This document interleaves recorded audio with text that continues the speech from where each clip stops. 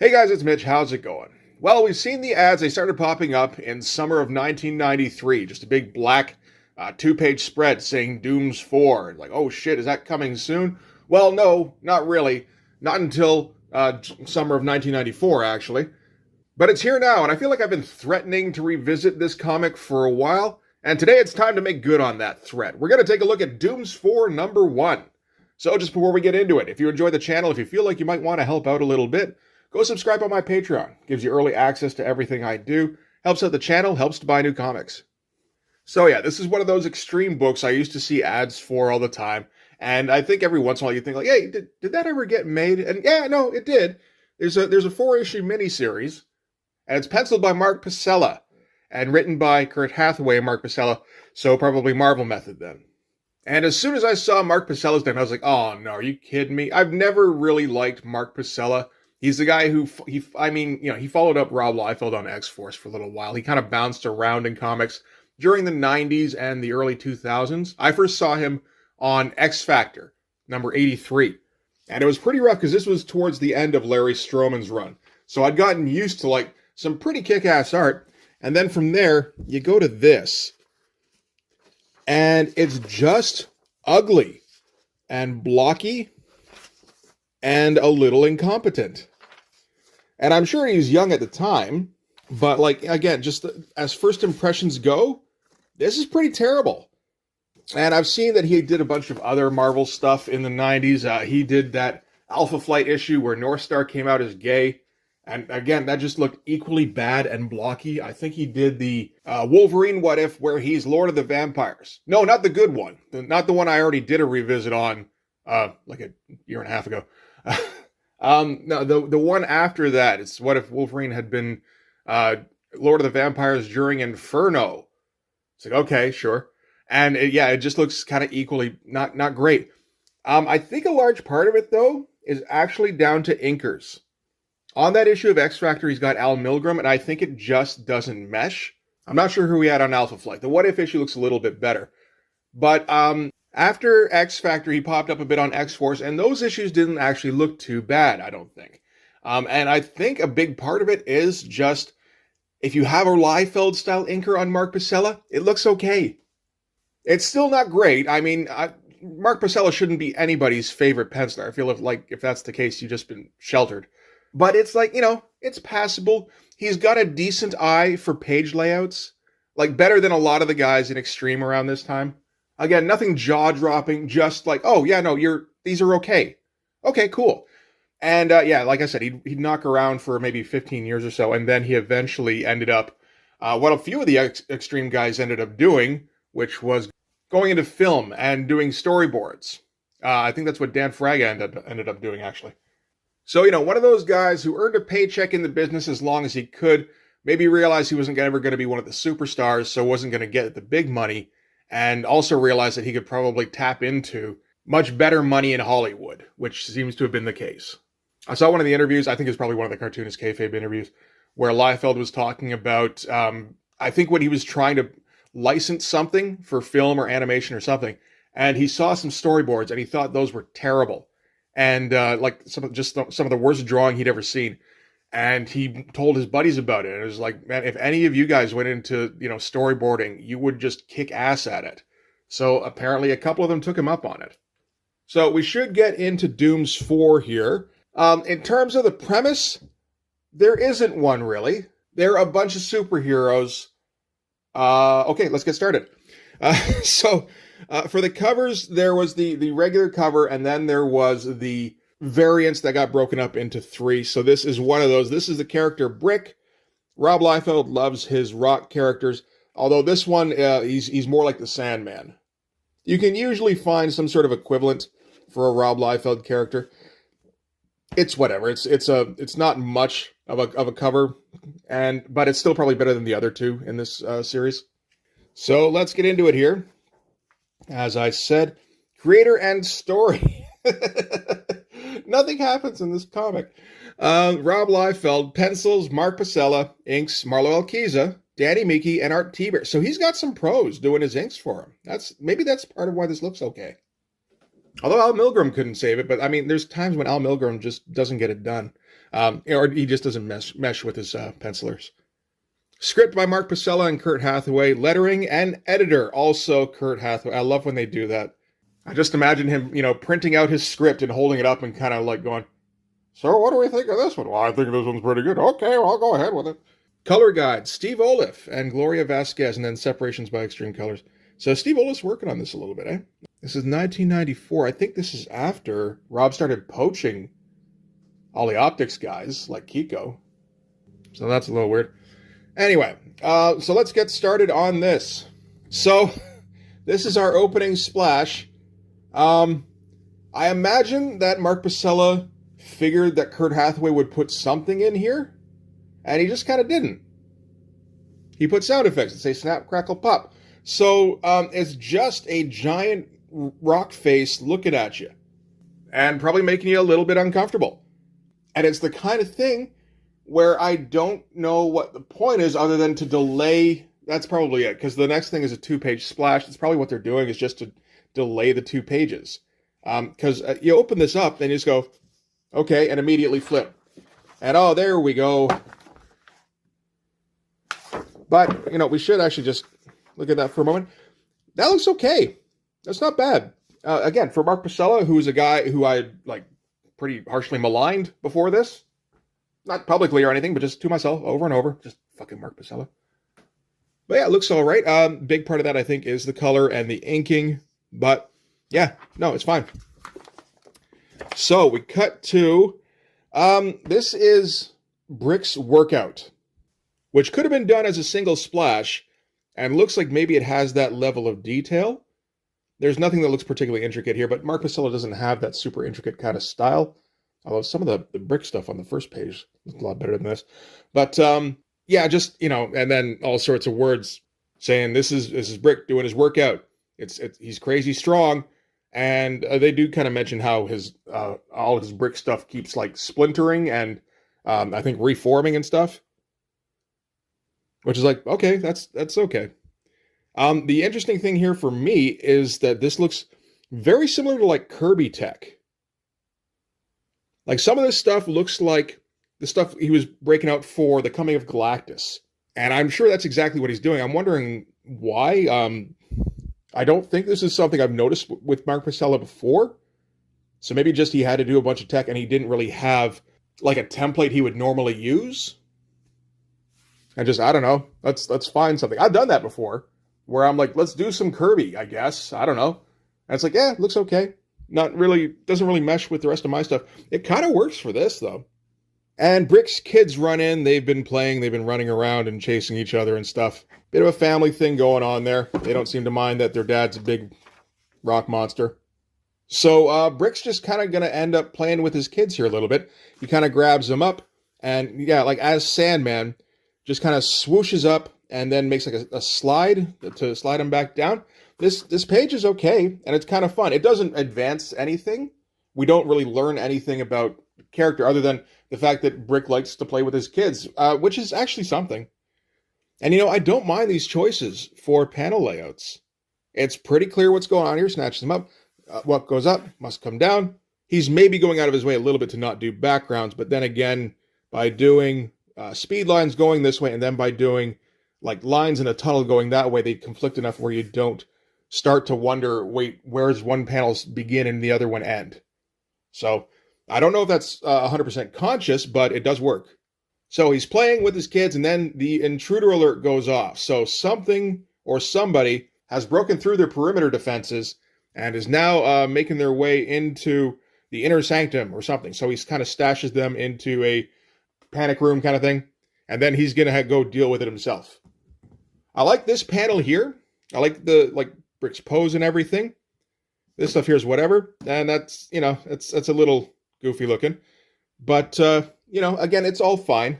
Nothing really special here, but baseline competent. How many times have you heard me say that in an Extreme book before? It's not a common thing. So Brick goes off to find the threat and gets immediately vaporized, and we put off showing our villains so that we can do it on the full splash here, I guess.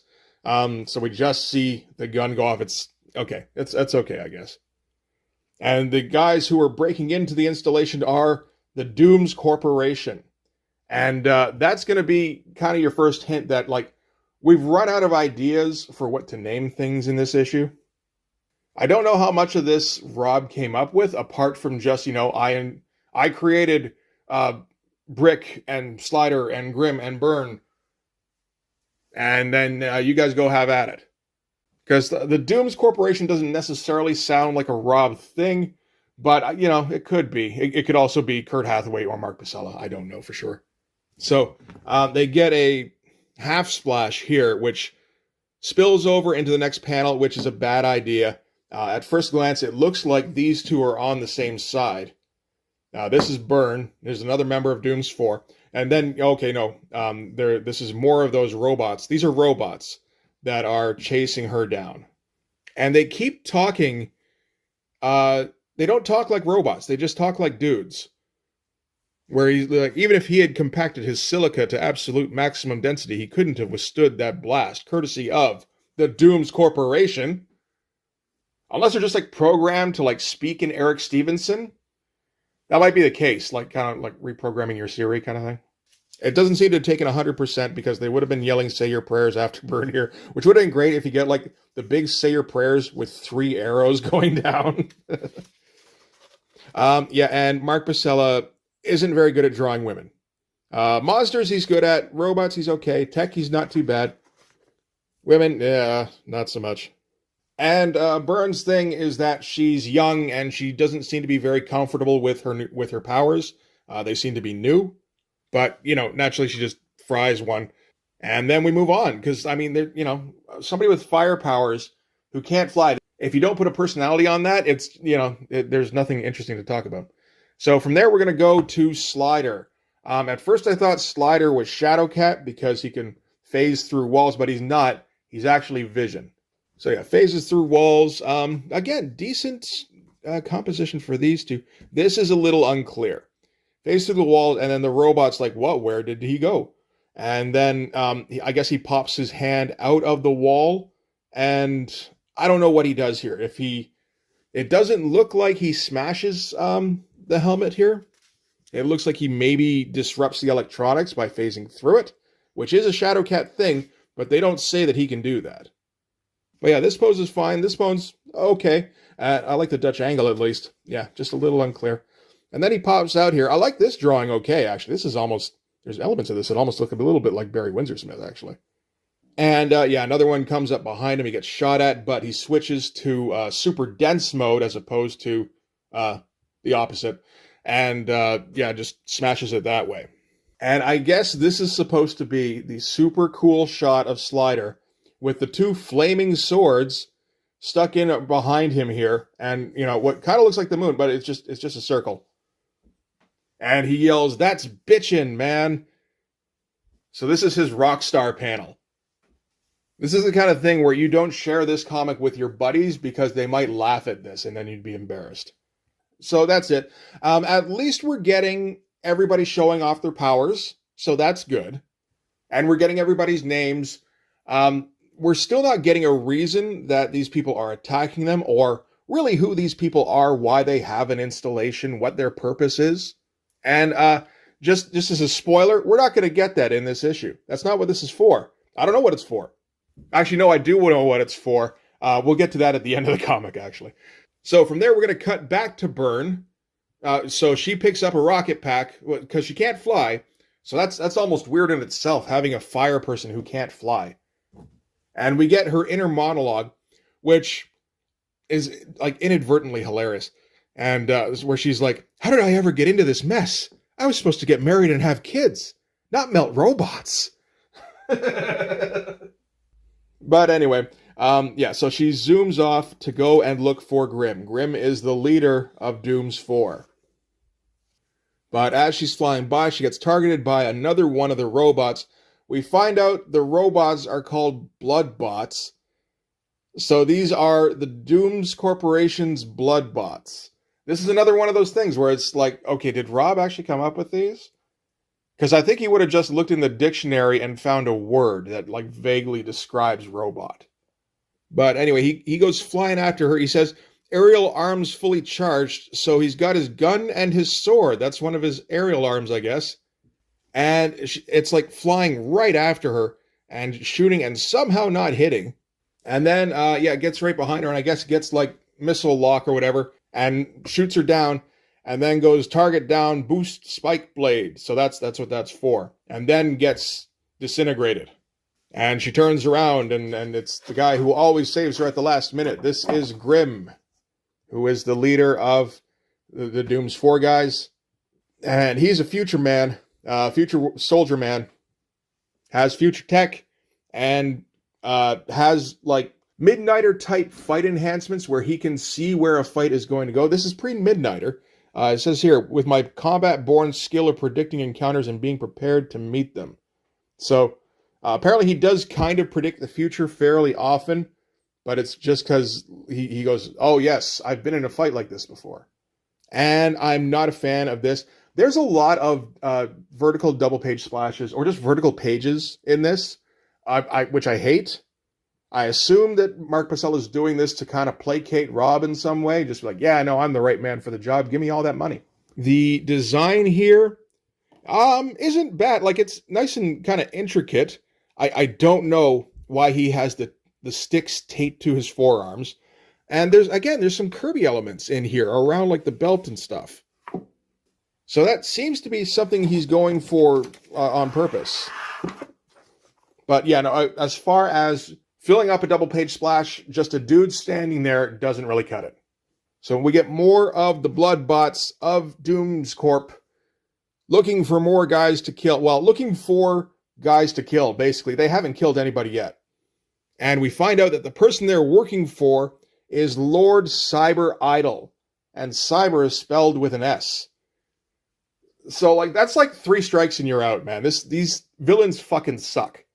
Like, you screwed up the name of your company, you screwed up the name of your foot soldiers, and you screwed up the name of your leader. You're just not allowed to be supervillains anymore. You have to go and, like, disincorporate and just try to rejoin the workforce and maybe work yourself back up again. So, yeah, anyway, they're walking through the halls, and they start walking through this pink stuff that's all dirt stuff. And it feels like Mark Pacella keeps... I don't know if he's not paying attention to where the page flips are, but like there's stuff here that should be page flips. Well, he paid attention to that one at least. Yeah, no, he's paying attention to where the double page splashes are, so I guess he knows. But anyway, the red dirt stuff is obviously Brick, and he does Sandmandy things like just make a big fist and stomp him.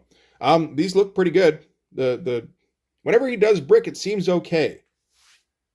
Which is probably largely because of the coloring, thinking about it. But the inking looks pretty good too. I don't know.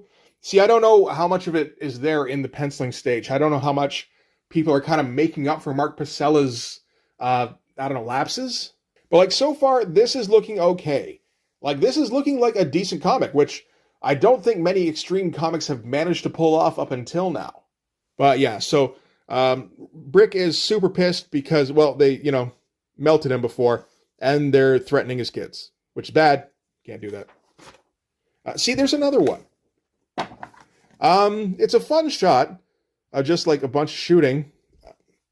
Something about this doesn't look quite right. I think it might be the coloring, actually. Where this feels like... I don't know, I feel like I can see how this would have been drawn by somebody like... like Nick Manabat or something. And there's just, like, qualities that this can't... I'm not saying that he should be trying to draw like Nick Manabat, but there's just, like, a level of, realism or just being able to portray real shapes that it isn't quite here, and I'm not sure what it is. I mean, part of it is just that he can't draw as well. I'm just trying to think of what that exact thing that's lacking is. And, I turned it the wrong side too quick, because this panel is also vertical, but not these ones. I hate that shit. And it's not like he doesn't know. He would have had to turn his page sideways and then turn it back again. But yeah, they keep smashing robots, because these robots suck. And more smashing robots. This is Byrne. Grimm was motivating her earlier by being like, are you going to sit there and let them kill us? Like putting it all on her, like guilt stuff. And that's what kind of triggered her into going full power. So apparently he does this fairly often where he kind of manipulates her. And this is her kind of realizing that's what he did. I'm not a fan of this with the basically two panels and then the big panel in the middle. I don't like how that goes. And it's not something you see often, so I imagine it's accepted that you just kind of don't do that. And so now we're in the post-fight sequence where everybody, I don't know, Slider's got to keep punching the dead robots. Grimm's like, dude, they're dead. Like, oh, okay. And Grimm does his, like, whose turn is it to take out the garbage kind of thing. This is all fine, I guess. This is a fun shot. The rest of this, whatever. And then we cut to Doom's Corporation HQ, where, what's his fucking name again? Lord Cyber Idol is chastising his lieutenants because they made an attack on these super people for some reason. I don't know why. They never told us. And they weren't able to pull it off, so he gets immediately just lasered up. Just kablam, kablam. Again, more Kirby-looking tech. And then we see him turn around, and it's just, that's a bit of a mess. That's when you feel like it would be nice if the inker would have been able to save that, but maybe went a little bit too literal with the lines he was provided with. Again, there's more kind of Kirby lines in here. But, like, there's no sense of three-dimensionality here. It just feels like a big brick of tech with, like, a face in the middle of it. There's some okay stuff going on. It's just, it didn't execute right. So then we get post-fight stuff where Brick's kids are sad because they don't have a permanent place to live. And then Byrne is trying to get in touch with a guy. What's his thing? I think he's supposed to be her boyfriend. Yeah, I think that's what the deal is. And we saw earlier in the comic that Slider also has feelings for Byrne because she's like 21. That'll do it, right? So yeah, they end up fighting over the phone, and he hangs up on her, and she cries, and Grimm walks in, and he's like, I can only predict when you get punched in the face. I cannot predict when you are sad. He doesn't say that, but that's what the distance implies. Fine little, it's not, I don't think this is perspective, I think this is isometric, but it works fine. And then, this is the Dooms 4 ship. This is Grimm's ship, specifically. And it's launching from Skull Mountain. Can you get negative strikes? Because we're at that point now. And Lord Cyber Idol has decided to send the Mechmax after them. Which is, it's better than Cyber Idol or Skull Mountain, I guess. So the ship takes off. I guess what they're doing is they're abandoning their base because it's been attacked. That seems to be it. So they're looking for a new spot where they can settle. And once we reach our destination, we can plan our next move against the Dooms Corporation.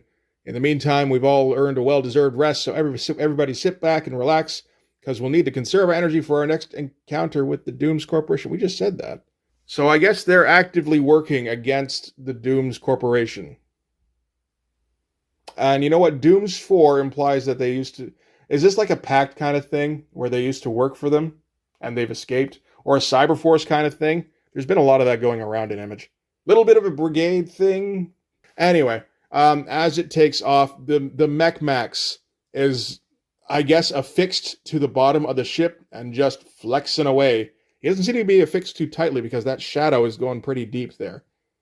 So next issue, I imagine it'll be Dooms 4 versus the Mechmax. You are not prepared. I'm not prepared. I'm not prepared to look at it. And from there, we're going to look at... Okay, so this is the Dooms 4. This is just like a missive from Rob Liefeld. He likes to do this in his first issues. If you recall, he did this in Supreme #1, and like about 3/5 of it was like eat shit Marvel. It's interesting. Every once in a while, he just kind of goes off in these. I think by now he's probably learned not to do that and should just do like a Stan soapbox kind of thing. But here he tells us about how you might have heard some news about a Dooms 4 movie being optioned by Steven Spielberg's Amblin Entertainment. This is issue 1, by the way. So he created a property specifically to try and license it. In the pre-superhero movie era. So apparently he was able to license it. It's presently in development, and Amblin and Extreme are working hard at producing the Dooms 4 movie. And he goes on to say that Amblin has been responsible for a long line of quality films like E.T. and Poltergeist and Jurassic Park. And so I guess he's trying to say this will be around that kind of level of quality. And he says, in the meantime, we'll be here month in, month out for the next 3, bringing you the latest adventures of Grim, Brick, Burn, and Slider. Hasn't really been an adventure just yet. And another quick note at the bottom here, final note, we didn't know what a craze we were starting when we issued the alternative cover to Prophet number 4. Now that's the Stephen Platt cover, where he's like strapped to a nuclear reactor. Since then, it seems like everyone has been quick to jump on the bandwagon when we're not even through with it yet, which leads us to the announcement that yes, this book contains not 1 but 2 alternate covers by myself and Danny Meeke. Next issue will have another 2 covers, completing a scene depicting comics' most exciting new quartet. So this is Liefeld realizing that people will buy more copies if you provide them just with more covers. I don't know if this is the beginning of the variant cover craze. I feel like it can't be. But at the very least, it's when Rob Liefeld realized that he could make money off of it. So that's kind of a landmark in itself. And there's not a great pinup at all. I don't know who inked this. I feel like it was none of the people who inked this issue. So I have to hope that this was what Mark Pacella's concept of this team looked like at the beginning, and he's gotten better since. Otherwise, his inkers are making up a whole lot of ground for him. I think that might be the case. All right. So that's it for Dooms 4 number 1. It's not as bad as I thought it was going to be. The script is as bad as I thought it was going to be. I mean, like, nothing happened in there. We met our guys, they got attacked by robots, and then they flew away. Generally speaking, I think you want to try and have some kind of story happen in there somewhere, where, or like a bit more origin or something. We really didn't get much of anything apart from basic powers and personalities. It's the kind of thing I almost want to check out issue 2 to see if it goes anywhere, except that, it's not gonna. We've seen it time and time again. Kurt Hathaway can't write any better than Rob Liefeld or Eric Stevenson. I will say this, though. Issue 2 has a pretty good cover. Like, quite a bit better than issue 1. Any of the variants. And when I first saw this, it was like, who drew this for you, Mark? And like, no, that seems to be Mark. Oh, there he is. I think this is just going to be the fight with Mech Max. So, yeah, it's probably not worth looking at. So, anyway, that's Dooms 4 number 1. It's not worth buying, but you might not have cussed yourself out for buying it. That's about as much as I can say for it. So anyway, that's going to do it for this one. Thanks very much for watching. If you like this video, please hit like, hit subscribe, hit the notifications so you know when the next one's coming out. Go subscribe on my Patreon. It gives you early access to everything I do, from the Blood Force stuff to the YouTube videos before they get uploaded to YouTube, as well as some Patreon exclusive content.